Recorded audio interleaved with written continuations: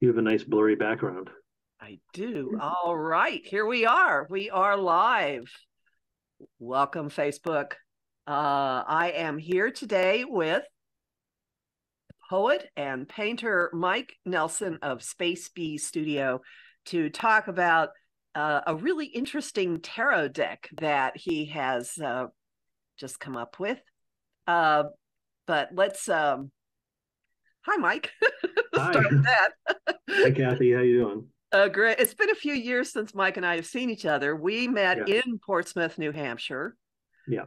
at a jazz and poetry festival called Jazz Mouth, which doesn't Yeah. exist anymore. Right. So, can you tell us about your background in poetry to start? Yeah. Yeah. Uh, I so I've been writing it since I was 17, I guess. But I really didn't come and start going to poetry readings till I was like 30 years old, um, in Portsmouth and places like uh, Beat Night at the press room was probably the first one I ever read at. And the same person who started Beat Night was Larry Simon. He also created Jazzmouth, which you're referred to, and that ran for a few years. And yeah, and I also our mutual friend Mike Albert. I met him through all of that, and Mike is still one of my best friends to this day. So yeah, long and so for the last 20 or so years, I've been involved, and I host Beat Night now. I've been hosting Beat Night for 10 years. And so, explain what Beat Night is. Beat Night is a poetry reading, but it's what's different about it is it has a full band that the poets read with, um, and you give them a few words about what your poem is about, and they improvise music, and so that's been running for 25 years, every month for 25 years. So yeah, it's a wonderful thing. Truly, any of you out there who can find your way up to Portsmouth for this, it's an astonishing experience. And I have actually been asked to read poetry now and again against the music, and it completely changes the way you Yeah, speak, experience yeah. music It's under you. it's different every time too. That's why it's so fun. So how in the world does art fit into any of this? Art is another thing. I think when I was in high school, I doodled in sketchbooks more than I was paying attention to anything else.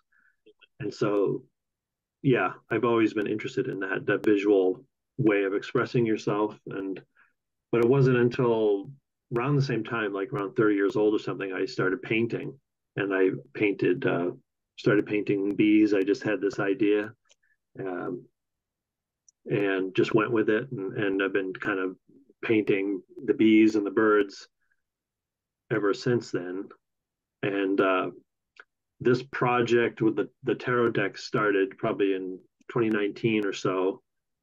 And yeah, in the COVID lockdowns, actually, which I went into by myself, was actually kind of suddenly working part time and all that. Like, I really got a lot done. It really actually helped me finish it. So So a yeah, couple of things here. Why bees? What is your fascination with bees? I'm not sure. I think they're just so cool. They're extremely important to the whole world. As a kid, I thought they were beautiful and sort of terrifying. You could get close to them, but if they came after you, it was terrifying to get stung by one. And just that's that dichotomy of them, like that they're so necessary, but they really guard their territory, and um, they're strong, and they're just beautiful to me. They're endlessly beautiful to me, and I've learned so much about them over the years too. So yeah, And and how did this? I feel sometimes like they called me, and Oh, well, that makes sense. I just want to help maybe with bee awareness. And how did this lead? How did you get interested in tarot? How did you learn about it? The so I'm not sure. So I got the original book, and you might be familiar with something like this, but I used to read a lot of stuff like this, Okay. and so this is book 4 of this series, and that's where I first learned about it, and the way they talked about it as it wasn't anything about divination. It was a way to understand God or the divine. It was a teaching tool, and that's when I became really interested in it, for the most part. And another book that they recommend in that book was this book, and so this became really my main source for a lot of this work. The And Royal Road, for those of you who can't see it. The Royal Road by George Fathom is recommended in the that other book, The Law of One. So yeah, and the more I learned about it, specifically the major arcana, which in my understanding, the major and the minor sort of evolved differently. Um, and I just sort of mostly became interested in the major arcana in as this teaching tool um, of our spiritual evolution. That it's kind of maps that out for you and gives you kind of a framework to understand what are we doing here, and going from the sort of state of uh, separation to oneness. Which is the journey, the story arc of your deck. So Yes. at what point did you say, oh, I want to take some of these cool paintings I have and make them into cards? That, yeah, like in 2019, I don't know. I think it was this first card, which was this one. I painted that, and this originally started it came out of the COVID thing. And I don't know if it's easier to screen share, but like that image and that pattern came from the COVID, that image of the COVID, the little round thing with the Oh red my stuff. goodness. And if you see the card up close, if I could, No, it's showing. It's showing. That's the earth in the center of that. And um, I had this vision of Apollo, who's the god of plagues and poetry, both, and how he used it was a crow, I think, to do some dirty business for him. And so that's where it started. And when I looked at it, I saw the earth at that time during COVID felt cut off, like and even the human race's sense of being cut off from everything, literally people being locked away. And where do we go now? And it just sort of put it all in focus for me. And I said, oh, okay, then what happens after that? And I started tying it into what I was reading about tarot. So that's where it really began. And how did you get the idea? Now, this is besides the fact that these are all your paintings and that some have birds, some have bees, and very unusual images. The truly distinctive characteristic of this deck is that each card has a poem. Yeah, on the back of every card is a poem. So where did that come from? Hmm. I'm always with poetry. And working with the poetry community and having like an open mic and all this stuff, I've always been concerned with accessibility. And I like to write my poetry, I hope, so that it's kind of accessible. Even if you don't know anything about poetry, you have no education in it, which I don't either. I never went to college for anything. So I was concerned about accessibility.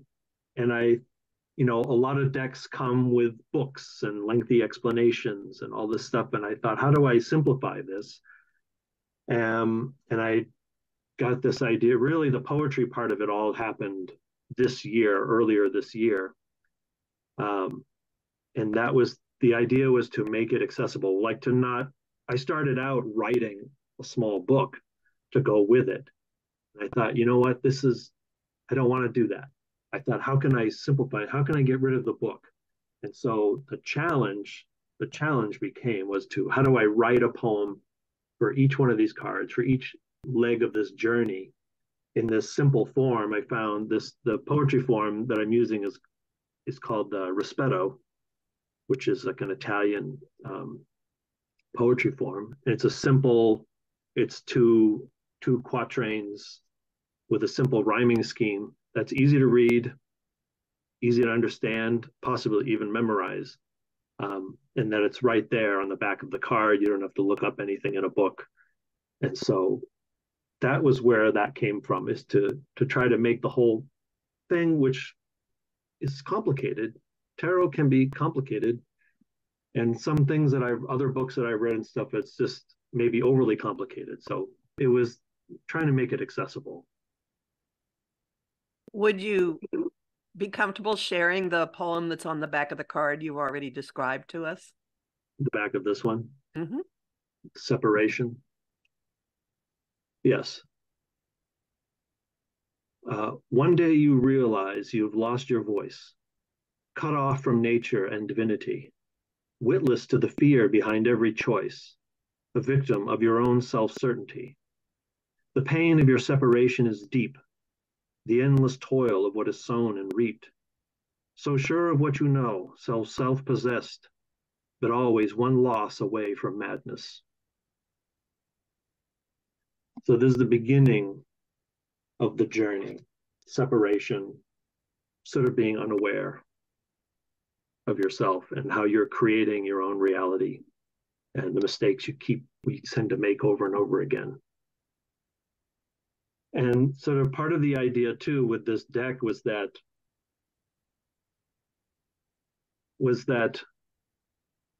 every other deck, like, so I have the Rider-Waite sitting next to me. The deck is gendered. And even when I was a kid and my mother tried to raise us Catholic, right? I remember the first time I learned that women couldn't be priests. And then from then on, when I studied all religions, all belief systems, all governments, everybody had a problem with women. And as a kid, I felt pretty neutral about gender, and it just didn't make any sense to me. I'm like, what's the problem with women? And even now, I feel even more strongly about it. But while I believe gender is important to us in our sort of physical life, when it comes to the spiritual journey, I don't think gender is relevant at all. And I certainly don't believe in a male God. The creator cannot be an expression of the duality. You know, the creator is an expression of unity, has to be. We are branches. And so I wanted to take the gender out of everything. And so there's no gender. And so the birds and the bees made it easy to do that. And also with the title of each card, you know, you have the emperor, you have the empress, the high priestess, you know, the magician, and every card there's a gendered character and names. And I just don't think it's relevant. And it's sort of, this is for everybody, just like religion and the way it looks down its nose at women, or whoever it looks down their nose at, looks down at other religions. Like, to me, the spiritual journey that we're all on, it's for everyone, no matter who you are. Even if you're an animal, it's the same. And so, again, it was about this idea of accessibility and universality that I was trying to get at. So I removed none of these names and images exist in the deck. And so that was another part of the challenge, was to, you know, what is this about? What is that second card about? You know, and I would study it. And it's like, oh, it's about duality. And what is that third one about? It's about this union, this first awakening of this idea that um, that there's a creator, that there's a God, that there's something bigger than ourselves, and the beginning of that union. So that was a long-winded answer, but Well, a question that I do have is was there a logical progression of choosing to put either birds or bees on any of the given cards, or it just flowed intuitively for what was going to be what? it was pretty intuitive in that many of the paintings just happened. I would have a sort of a vision of a painting, and I think for most of them, I just created the paintings as I went along. And as I went along, I would look at it when it was done and or while I was doing it and being like, oh, this is for this one, and it would start to fall into place. But I wasn't when I was painting the paintings, I wasn't really being specific of I wasn't sure where they were going to fit in. And sometimes they moved around. One painting started out somewhere else in the deck, and then I was like, oh well, no, wait, these two have to swap or whatever. So yeah, it was pretty intuitive. What's the Yeah, what media do you use? Are these oil? Are they acrylic? What? they're all acrylic paintings. Most of them are all, uh, like Big. 2 feet by 3 feet paintings. Yeah, and I love the way they came out. They printed really nicely. So the detail, I was worried that the detail wouldn't show up, but they were really fun to do. Like some of these, I just loved the trying to get the detail right. Um, it was awesome project, and I would someday like to do the minor arcana, but that deck is twice the size. But I almost sometimes I don't know if you think this, like I almost think any minor arcana can be substituted for any other minor arcana. Like the crux of the tarot is the major arcana and the story of that journey that's being told there. Um, So how do you use this the, deck? How do you use it? Just for contemplation, for insight? I think creating it, yes, it was really just for myself, just contemplating it's kind of like the meaning of life, the purpose of life, what's it about, and bringing it into more focus for me, like because well, I have to convey this to other people, so I have to get clear about it, and so it wasn't something that I was completely clear about. So it helped me create the framework, and I thought, well, if I understand it, then maybe somebody else will too. But again, it was about making it accessible. I think even kids could pick up these cards and they could read the poems, they could enjoy the pictures, they could get something out of it. And you could use it in a reading too, I think. Have you, or have you had people use it in a reading? Not yet, Not because yet. it's so new. It's yeah, kind of it's very just like you came along and asked me to do this just at the right time, just when I was kind of finalizing things. So I've given a few of them away. There's only you got one of them, and there's maybe a couple more out there. There you go. I took the word deck off of it, and I was like, why did I have the word deck? And now here's the new cover. I put the word tarot on it. Ah, But originally I was just thinking it's a deck, but it is a deck. I don't know why I left that word out of there, but I put it back in, and it's on the backs of all the cards too. The word tarot. So um, and yeah, all of these are on your website. Let's just take a quick tour, if that's okay. yes. So Space Bee Studio, which has a lot of other things that I've made, are there as well. All right. But So is that what we're seeing? yep, Do it correctly. So you see everybody, each of the cards is there, and including each of the poems.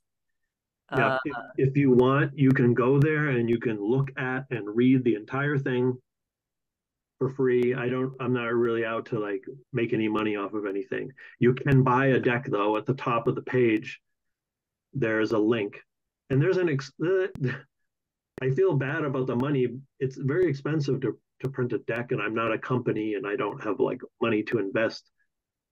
But it's expensive to get a deck printed, even just these 22 cards, with the little tin that they come in. But it's like $32 or something. But when you buy it, I'm only making $1.50. All of that, the $31 is like all print. That's the printing cost.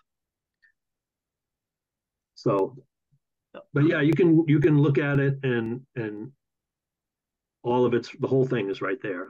So, and these do line up really nicely with what people will recognize from the Rider Waite. The Hanged Man here is Sacrifice. Yeah. Number 13, Transformation. The Tower, you can see there's the lightning bolt in the background. Alchemy for Temperance, that's pretty cool. And of course, bees. What do bees do? Anyway, yes, they transmute substances. We'll just put it that way. The Devil here, Temptation. Ruin, bam. Beautiful Faith with that. Is that the earth in the background with this? Yeah. And there's the one card that's not a bird or a bee. There's a chipmunk. Okay. Oh yeah, the special appearance of chipmunk for intuition. Yeah. Then Tranquility with, is this a mandala? What is this in the? That's the Shri Yantra symbol, which is all about the merging of sort of human and the divine. There's interlacing triangles. And Revelation with a whole bunch of bees flying around. I'm guessing that's the earth also. Yeah. And then the last one is like sort of the whole thing, the journey from the sort of out of the darkness to for me, the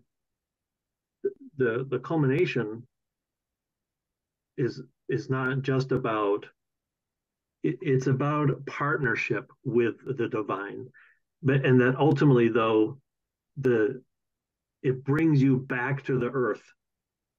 It brings you back to what you're supposed to do with your life, which is find out what makes your heart sing and do it, and to love people. That's what I believe that divine or God wants us to do, is to love each other. Like I say it in one of the poems that God doesn't need or care for your worship. Go love your life and everyone in it. It's all about kind of leaving yourself and coming back to yourself, coming back to the world, with this new sense of partnership and connection with the divine, and not just like in a religion where they tell you to, it's all about God and give it all to God. And I don't think God cares about that at all. It's about reconnecting with all of it, with yourself, your earthly life, the people in your life, and the divine all at once, and what that does to your life. So your website is spacebstudio.com, and that's where people can go to look at the whole major arcana and then of course go to the shop. Well, so on the tarot deck page that's with a link. Oh, down at the bottom? No, at the top. It's in red. Right there. You can click that to purchase a deck, and that takes you to make playing cards, which is kind of a bulk. You can buy things in bulk for some reason, because you can create your own deck of playing cards too with whatever, but you can buy just one deck. Like I said, that price right there when you buy it at one deck at $32.55, I get $1.50. I'm not making any money off it. I don't care. If I could just give them all away, I would. But this is the only way. This website was very easy to use for me in getting all the images up there and making updates as I went along. So it was very easy to use. Um, and the shipping is like $9. So you would end up spending about $40 to get this thing, but you're getting the deck with the poems. Um, that's the only way I can put it out there right now. I don't know what a normal tarot deck costs. I mean, they all cost about that much, I think, but you also get the minor arcana with it, but you don't get that with this. This is limited edition. We'll just look at it that way. Limited edition. Yeah. One other thing I want to just mention is kind of the cleanup here before we go, and I neglected to pull this out of you when we were first introducing you.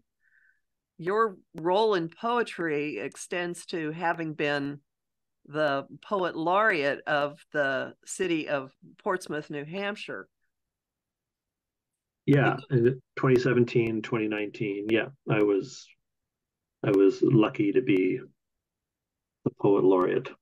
For a town. So some states have poet laureates, the US has a poet laureate, but Portsmouth, New Hampshire is such a literate place that it actually has a municipal poet laureate. Yeah, and some other towns like Rochester has one. Yes, this all that it takes for a town to have one is a group of people need to get together and create a board and sort of create the program, and that's what a bunch of people did in Portsmouth 25 years ago. They created this program, and I'm still very involved with that with our current poet laureate. What was your project? Each poet laureate has a public project, right? Yeah, I did some poetry classes with some different groups. I did a poetry class at an addiction recovery center, at like a home for children, and then like at a refugee immigrant place, and then also tried to have some live events that included people and poems from those groups. And we did one other fun thing we did too was poetry in the park. The Prescott Park Arts Festival let us for 2 summers in a row. They let us do some poetry for the people would gather to, waiting for the play to start that they were there to see, and then we would come up before that and we'd read poetry to them, which was kind of fun, just kind of surprising people with poetry, stuff like that. It was a really fun, busy time. Well, thank you very much. I hope that your deck has an interesting life, and I'm really glad that you've done this.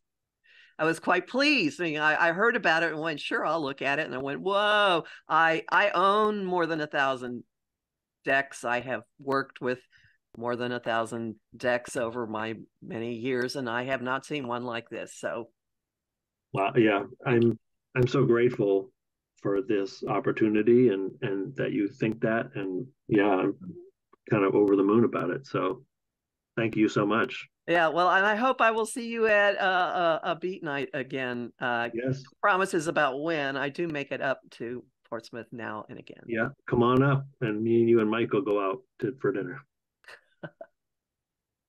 All right. Thanks very, very much. Bye, everyone. Thank you, Kathy. Bye.